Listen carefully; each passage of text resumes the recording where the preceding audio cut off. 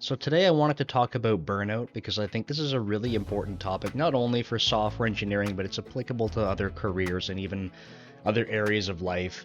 And I've made content about this before in the past. Probably some of my first content that was not actually programming was related to this, and I just wanted to keep reminding people. I'll probably continue to make some videos talking about burnout going forward, but this felt like a good opportunity just based on things going on in life for me, and a good reminder for me to kind of reshare some thoughts about burnout.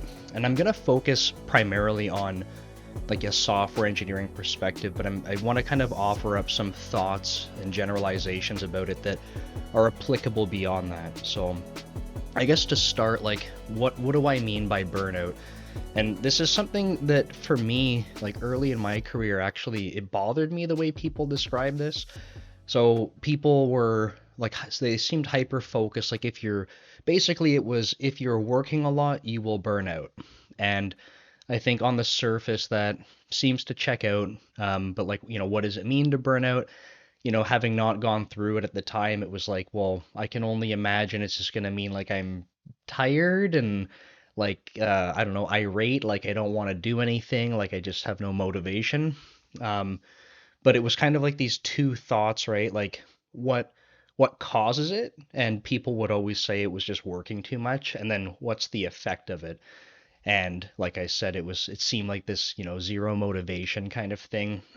But I think for context, for myself and why I get kind of frustrated when people frame, discussions about burnout this way, I was very fortunate early on in my professional career that I had a job at a startup that, like, genuinely, like, even in hindsight, I don't work there anymore. I worked so much, and I don't regret a minute of it. And it's because, like, I say I was fortunate. I actually had something that I was doing that I loved to do.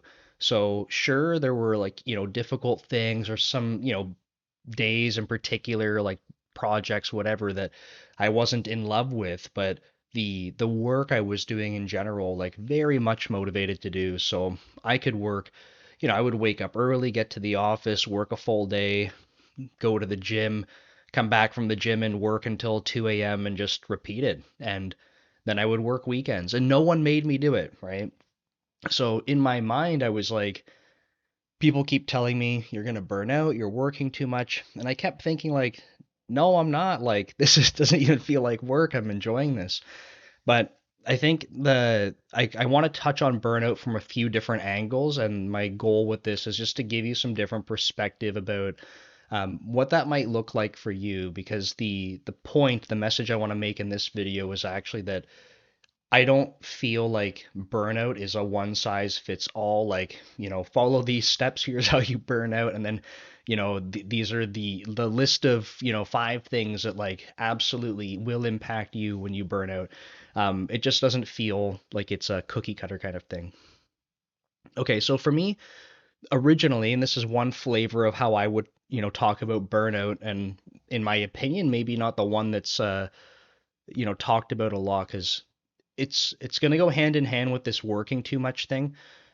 I think the focus people were making when they were saying working too much was like, well, actually, I don't even know like what their point was. Like you're working too much and you're gonna get sick of it or lose motivation. But for me, what burnout originally looked like was working so much, and it was actually doing something I love, like I said, actually resulted in other areas of my life not being fulfilled.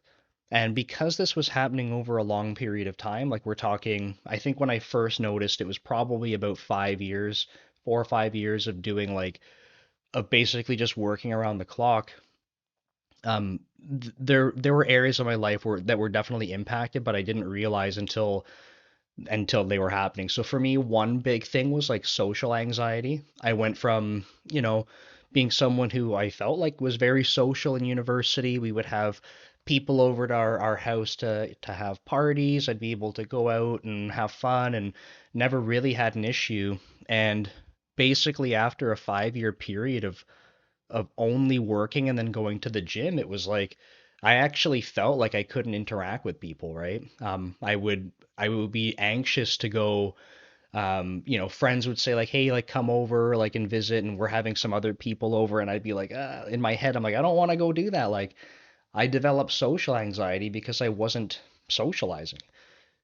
There were things like this that kind of built up over time, and for me, this first bout of burnout was a lot more about the other things in life that were lacking, and me kind of realizing, oh crap, these things are lacking now, they're a problem and they weren't before, versus like I'm gonna lose motivation at work and like suddenly like I can't be productive and all this stuff. That part never happened in my first burnout phase. So I just wanted to give you that first example for context and just a quick recap. It was essentially all the other things in life lacking and not actually anything work productivity wise, engagement wise lacking. So that's one flavor. I feel like not a lot of people talk about it. Okay, now let's jump over to what I would say is probably a more common flavor of burnout. And this is one where I want to talk about like basically engagement, right? So um, de- depending who you are, like where you are in your career, maybe if you're like a junior software developer, this hasn't really happened yet. Folks that are more senior watching this, I'm sure you can reflect on parts of your career that kind of felt like this, but um, there's periods where you can go working on projects. I said in my example that I just made that there were definitely times where I had particular projects that weren't super interesting or some days where I'm like, this sucks. But I think you can kind of experience burnout when you go like repeating projects where you're like not super into this, but like it's got to get done, or like it could look different ways, right? Like maybe you're working on a project and it's frustrating to work with the different people, or you have third party dependencies that make it not enjoyable. But when you go from project to project, or just one really long project, and you're feeling like you're lacking autonomy, you're feeling like you can't actually be productive, and this just goes on for a period of time, I feel like this is another sort of flavor of burnout because back to the point I made about engagement, I think that this is where you'll notice, and or maybe you don't, and that's why it's kind of dangerous. Over a period of time, your engagement starts to basically plummet because uh, whatever the conditions were that kind of put you here, right? Like I was saying, it could be the people you're working with, maybe the project's not interesting, whatever it is that's not kind of getting you that fulfillment, and you're repeating this over time, this is going to put you in a situation where like you could be an awesome programmer, you could be an awesome software engineer, but like instead of operating at like 100% effectiveness, you're now like it's like 85, now it's 80, now it's 60 now, and it just keeps going down because you're like it's almost like a why does it matter, or you're just not being fulfilled. This is, in my opinion, it's a really dangerous thing because I think you need to be aware of sort of these signals for yourself when this kind of starts to happen, right? And this has happened to me several times now, and I still don't feel like I have, like an expert tip on like, oh, here's the three things that you do, and you'll just never burn out because you'll be able to check these off. But, part of me thinks like having a good support system with your manager is really important. This could also be like support system with your partner at home if you're in a relationship. Sometimes, being able to have clear and open communication with your partner at home, especially like, you don't want to make everything you're discussing outside of work with your partner about work, but, um, if they're able to pick up on things like, yeah, like, oh, that project, you're still on that, eh? Or, oh, that was a Canadian thing. Or, you have another project. Hey, that sounds like that other one you were working on that, you weren't very happy about. And if you have like a support system with your manager, your partner, and then on top of that, like self-reflection to be able to kind of identify these things, I think that can help a lot. So, okay, I want to go into a third example. Again, probably another obvious one, which is I think this comes primarily from like the startup world and or probably even for like video game developers. I hear this a lot. And I think it's in my first example what people were trying to drive at, which is basically you have management or leadership trying to be like, you have a deadline and like here's the stuff you have to fit, and basically that window of time continues to shrink as you approach a deadline, but the amount of stuff that has to go in is not shrinking at the same rate. And this results in you trying to find ways to create more time where you can basically program, develop, whatever you happen to be doing, right? I said this could apply to things outside of software engineering, but you start finding time, and you only have 24 hours in a day, so where do you find time, right? You have to go pick it from the other things. That could mean not sleeping, that could mean not spending time with your partner. That's number two. That could be any hobbies or extracurricular things. If you have kids, like you're not spending time with your kids, right? Like the list goes on of all of these other things that you're not doing because you're finding the time from there to go work more. And the important distinction I want to make with this example versus my first one, because they're similar, is that one, in my example, no one told me to work more. It was self motivated. So that's a big difference. And number two is that when you have someone telling you to do all of this work and here's the deadline, if it feels like work to you because it's not something that you love doing, then that's going to create friction, it's going to create resentment, and it's going to make you disengaged in the work you're doing. So I think those traits make it a fundamental difference between my earlier burnout example, where that was self motivated, versus someone kind of being like, like kind of driving you to just get more done, regardless of all the other circumstances. So those are three examples that I wanted to touch on today. And I just wanted to kind of summarize this video with, like maybe a quick description about like, what does burnout feel like? Because I mentioned too that we were going to talk about what leads you to burnout, and we kind of gave those three examples. But okay, now, like if you're experiencing burnout, what does that look like? Because I also don't think that's a cookie cutter thing. So the way that I like to think about burnout now, after I don't know how, like I've been working professionally for 10 plus years now, 11 years, 12 years, and I would say that I equate it more to like depression.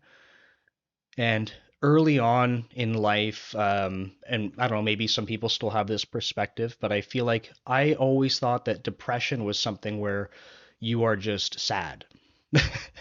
That I don't know, like that was my only experience with like, okay, like you have people that are sad because of a circumstance, whatever, some scenario, but then depression is just like, I don't know, like you just continually get sad about things, but that's really not what depression is. And when I think about burnout and some of my first, introductions to burnout and people describing it to me, it was similar. It was just like, oh, you're lacking motivation, so like therefore you're burnt out.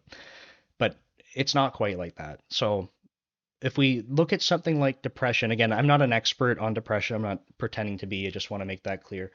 But I think for people that have experienced depression, it's like sure being sad is could be part of it, but I think when you're truly depressed, it's almost like the lack of motivation can be so significant that like you can't get out of bed.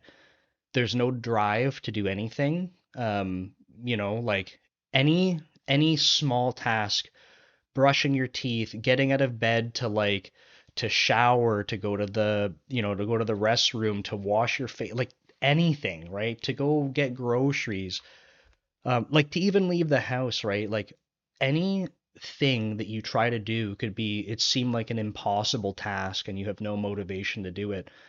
So the easiest thing to do is just to lay in bed and basically sleep.